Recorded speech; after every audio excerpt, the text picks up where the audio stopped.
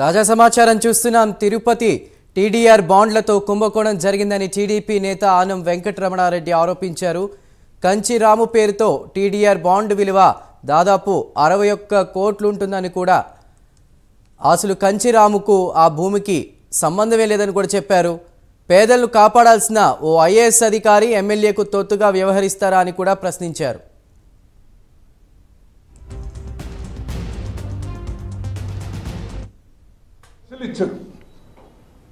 ఎంత ఈ Kanchiramu TDR bond is worth 61 crores.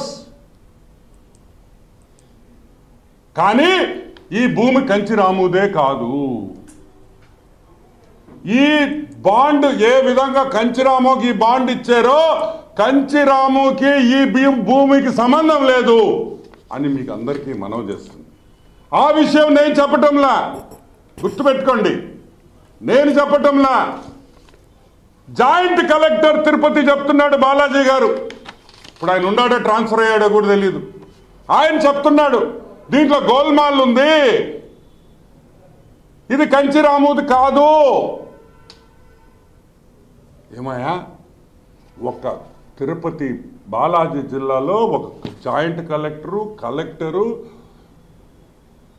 Tirupati corporation ఒక ఐఏఎస్ ఆఫీసరు, కమిషనరు, ఒక డిప్యూటీ కమిషనరు, ఇంతమంది ఉంటే జేసీ రెవెన్యూ కోర్టులో కేసుంటే, జేసీ రెవెన్యూ కోర్టులో జాయింట్ కలెక్టర్ రెవెన్యూ కోర్టులో కేసుంటే కంచిరాముకి 61 కోట్లు టీడీఆర్ బాండ్ ఇచ్చేస్తారా మీరు?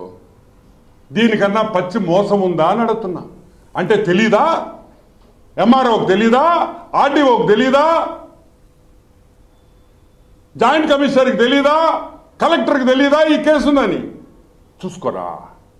అంటే డబ్బులు ఇస్తే ఏమన్నా చేసేస్తారా? డబ్బులు ఇస్తే ఏమన్నా చేస్తారా అని అడుగుతున్నాం. డబ్బులు ఇస్తే వెంకటేశ్వర స్వామి గుడి కూడా రాసిచ్చేస్తారు మీరా? కింద తిరుపతిలో చాలా గుళ్ళు ఉన్నాయి, అవి కూడా రాసిచ్చేస్తారా డబ్బులు ఇస్తే? ఒక ఐఏఎస్ ఆఫీసర్గా ఉండి మిమ్మల్ని చూస్తే మేము చేతులు ఎత్తి దండం పెట్టాలి. ఐఏఎస్ ఆఫీసర్లు 2